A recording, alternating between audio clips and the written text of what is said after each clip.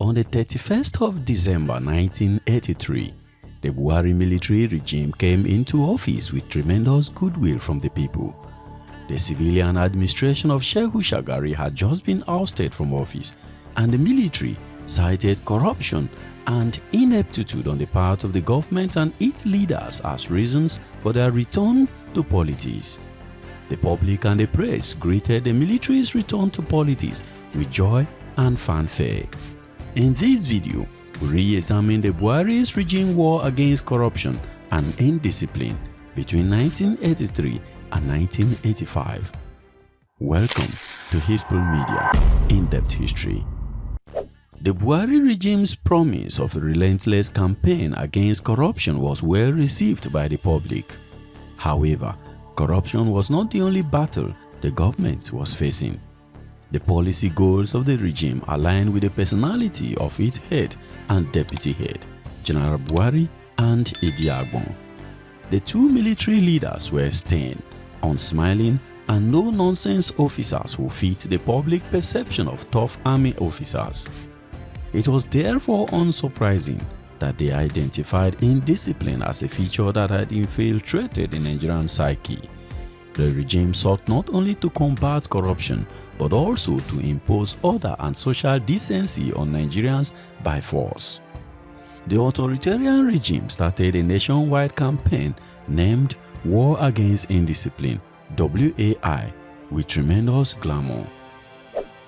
Brigadier Idiagbon launched the War Against Indiscipline in a public ceremony on March 20, 1984 in Lagos.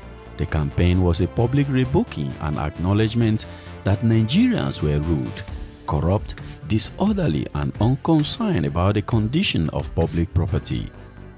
Idiagbon announced that the War Against Indiscipline campaign aimed at eradicating the most antisocial Nigerian characteristics such as not queuing, rushing onto buses, driving on the wrong side of the road, littering, cheating, price inflation, working without commitment, and the one that was somewhat vague, constituting ourselves into public nuisance. Every day, students were expected to line up and sing the national anthem before the start of school day. The last Saturday of each month was set aside as Sanitation Saturday. It was a day when Nigerians were expected to stay at home and clean up, and vehicles were prohibited from plying the roads until after certain hours in order to facilitate environmental sanitation. The War Against Indiscipline was also launched at the state levels, with the state with the best environmental sanitation receiving a monthly reward. Nigerians first resisted the War Against Indiscipline, but who soon realized the benefit of queuing and keeping the streets clean. The military-style punishment meted out to war against indisciplined violators undoubtedly contributed to coercion. Civil servants who were late for work were frequently ordered to perform frog jump as punishment. The War Against Indiscipline campaign was well liked and well received by the middle class. Interestingly too, mid-ranking military officers like Samson Omerue and Colonel Oladipo, the military governor of Ogun State at the time, also backed the policy wholeheartedly. While the country's economy was in the grip of a recession and her citizens were facing economic meltdown, the elite were busy flaunting their wealth, much of which was ill-gotten, and throwing lavish parties. Colonel Oladipo had to impose a night party tax in order to discourage such displays, while also earning revenue for government projects. The War Against Indiscipline developed into the federal military government's brutal war on crime and corruption. In order to publicly demonstrate their commitment to the federal military government's resolve to crack down on crime, some military governors proposed horrific punishment for armed robbers. Lieutenant Colonel David Mark, the military governor of Niger State, has advocated for the execution of convicted armed robbers, while Colonel Oladipo proposed for shooting armed robbers in their own neighborhood as a deterrent and to shame their families. It was therefore no surprise when the federal military government approved the public execution of armed robbers. The early 1980s were characterized by blatant and unprecedented government corruption. Even though corruption had always existed in the polity, this time it was made worse by the increasing availability of money in federal politics. Because there was more money available, the asking price for kickbacks increased correspondingly, and corruption became completely brazen and open. Government ministry buildings would inexplicably catch fire right before audit, making written evidence of corruption impossible to find. The president, Shehu Shagari, was unable to bring this train under control. He was helpless. All the president could say was that he pleaded with his ministers to stop embezzling government funds, but they just disregard him. The frustrated Shagari claimed that he gave up and prayed about the corruption that has infiltrated his government to damaging levels. Immediately after the New Year Eve coup, the federal military government closed all borders, arrested and jailed roughly 475 politicians and businessmen for corruption. President Shehu Shagari, Vice President Ekweme, and Emeka Odumegwu Ojukwu were among those detained. Ojukwu had just returned to Nigeria recently and joined the ruling NPN after more than a decade in exile following the brutal 3-year civil war. There were regular reports of brazen corruption scandals everywhere. Rooms packed from floor to ceiling with illicit cash were discovered in the homes of politicians, and secret bank accounts with enormous bank balances owned by these politicians were also discovered. The federal military government established military tribunals to try the accused persons for corruption and intended the trials as a watershed moment that will liberate Nigeria from its corrupt history. It was the first time in Nigerian history that public officials were tried and imprisoned for corruption. The tribunals were organized in geographical regions across the country and chaired by military officers as follows.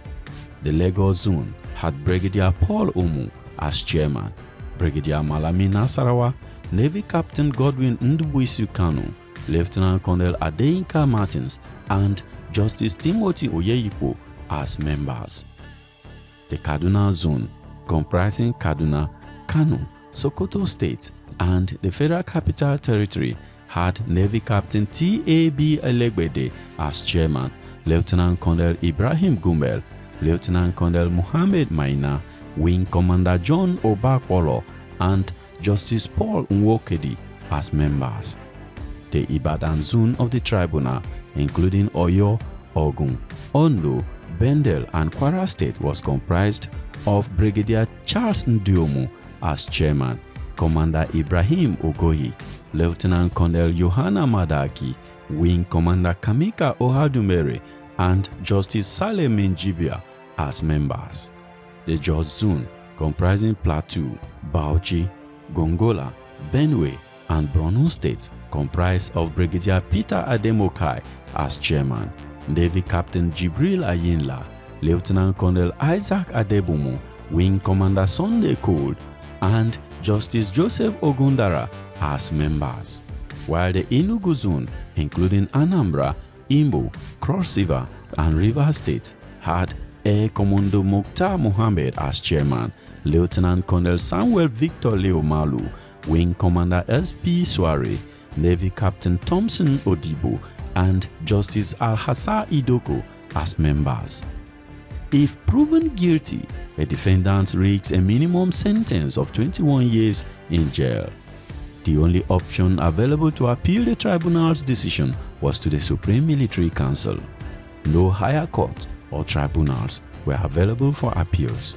The military acted as a prosecutor, a judge, and a jury. The tribunal also turned the long-held principle of innocence until proven guilty on its head by putting the onus on the accused to prove their innocence. This means all the accused were assumed guilty until they were able to prove themselves otherwise. The Nigerian Bar Association barred its members from taking part in the tribunals, but this did not deter the federal military government from forging ahead with the trials. Several prominent politicians were convicted of various corruption charges and sentenced to prison terms ranging from 20 to more than 200 years. Those convicted included renowned politicians such as former Rivers State Governor Melford Okilo, who was sentenced to 21 years in prison for illegally having bank accounts abroad in violation of Nigerian public officers' laws. Victor Marcy, the finance minister, was sentenced to prison for accepting roughly $5.45 million from a construction company in exchange for a government guarantee for a foreign loan sought by a state government. Marcy was also charged with ensuring that a $17 million road contract was awarded to a company that he controlled part of.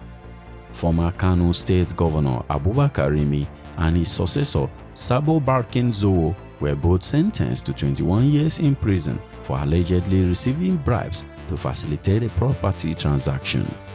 After a raid, boxes stuffed with cash were discovered in Zowo's home.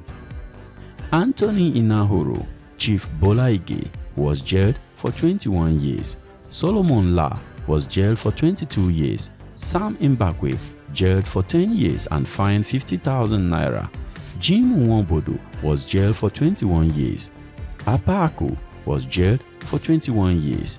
Ambrose Ali, Adamu Atta, and Awal Ibrahim were among the other prominent politicians that were convicted by the tribunals. The tribunals effectively imprisoned Nigeria's political elite for life. Given that the majority of the inmates were already in their 40s or 50s, they would most certainly die of old age in jail if they finished their jail terms. Some members of the Supreme Military Council, including Ibrahim Babangida and Domkat Bali, were of the opinion that the sentences were too harsh and advocated for a reduced sentence, but without success. Military officers were not left out of the anti-corruption campaign either. The campaign targeted both military officers and civilians. Army Colonel Peter Obasa, who was the Director General of the National Youth Service Corps, NYSC, was sentenced to 22 years in prison in October 1984 after being convicted of embezzlement in his handling of the NYSC's operations. When Peter Obasa joined NYSC Directorate in 1979, he had only 305 naira in his bank account, but by 1987, it has been established that his account was grown from 305 naira to more than 7 million naira. However, the trials became popular in principle, but not in their method. The use of military tribunals, the lack of appeal rights to higher courts, the suspension of accused persons' presumption of innocence, and extremely long sentences deprived them of legitimacy and political capital. Though each tribunal had a civilian judge on its panel, but the other 4 members were military officers. A show trial in civilian court, presided over by civilian judges and legal personnel and made available to the public, would have completely exposed the politicians and permanently damaged their reputations. The public humiliation of being exposed in civil court would have done more damage to the politicians than the military-led tribunals. Instead of achieving this end, the trials rather increased sympathy for the convicts. They were now being portrayed as victims of a draconian military regime rather than looters who brought the country to its knees by plundering its resources. Despite the ongoing confusion arising from these trials, the biggest fish, on the other hand, was still swimming free. Umaru Dikko was the brother-in-law of President Shehu Shagari, who was appointed as the transport minister. In addition, he led a controversial residential tax team formed to address food shortages by distributing imported rice. The task force was accused of hoarding rice to deliberately worsen the existing food shortage and driving up the cost or the prices of rice. He was the symbol of the 1980s corruption in Nigeria. Umaru Dikko's name became synonymous with corruption, as he considers himself untouchable because he was married to the relative of the president, Shehu Shagari, and has the president's ears. He was the biggest fish for the corruption nets of the Buhari's regime, but had fled to London immediately after the regime came on board in 1983. The subsequent attempt by Buhari to kidnap and bring Umaru Dikko back to Nigeria to face corruption charges will lead to the biggest diplomatic crisis of all time. We will look at the Umaru Dikko kidnap story in the next video. Remember to leave a comment below. Please book the like button on this video and subscribe to Hispool Media. Thank you very much for watching, and I will see you in the next video. Peace.